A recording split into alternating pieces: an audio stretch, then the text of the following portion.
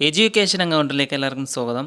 UGC അംഗീകാരമില്ലാത്ത supreme കോടതിയിൽ കേസിൽപ്പെട്ടിരിക്കുന്ന യൂണിവേഴ്സിറ്റികളെക്കുറിച്ച് ഞാൻ കേരള PSCക്ക് വിവരാവകാശം ചെയ്തിട്ടുണ്ടായിരുന്നു. അപ്പോൾ PSC തന്ന മറുപടിയാണ് നിങ്ങളുടെ മുമ്പിൽ ഞാൻ ഇപ്പോൾ പറയാൻ പോകുന്നത്.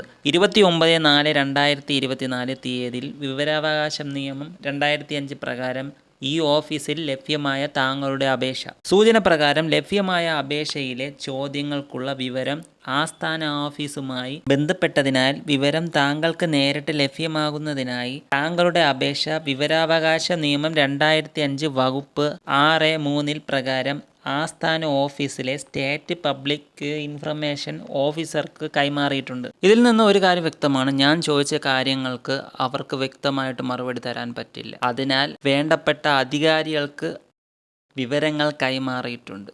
അപ്പോൾ അത്രയ്ക്ക് സീരിയസ് ആയിട്ടാണ് എൻ്റെ പരാതി അവർ പ്രാധാന്യം കൊടുത്തിട്ടുള്ളത്. അതുകൊണ്ടാണ് സ്റ്റേറ്റ് പബ്ലിക് ഇൻഫർമേഷൻ ഓഫീസർമാർക്ക്, ഉന്നത ഉദ്യോഗസ്ഥർക്ക് പരാതി ഫോർവേഡ് ചെയ്തിരിക്കുന്നത്. ഈ പറഞ്ഞ പോയിന്റ് തന്നെ ഞാൻ ഒന്നുകൂടെ എക്സ്പ്ലെയിൻ ചെയ്ത് പറയാം.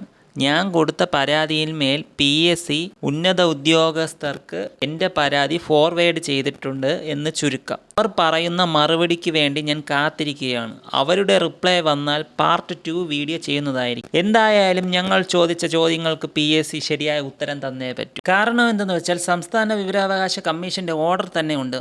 മനഃപൂർവ്വമായി വിവരാവകാശ മറുപടി വ്യക്തമായി കൊടുക്കാത്ത ഉദ്യോഗസ്ഥർക്ക് കടുത്ത ശിക്ഷാ നടപടികൾ കൈക്കൊള്ളുമെന്ന് സംസ്ഥാന വിവരാവകാശ കമ്മീഷൻ തന്നെ പറഞ്ഞിട്ടുണ്ട്.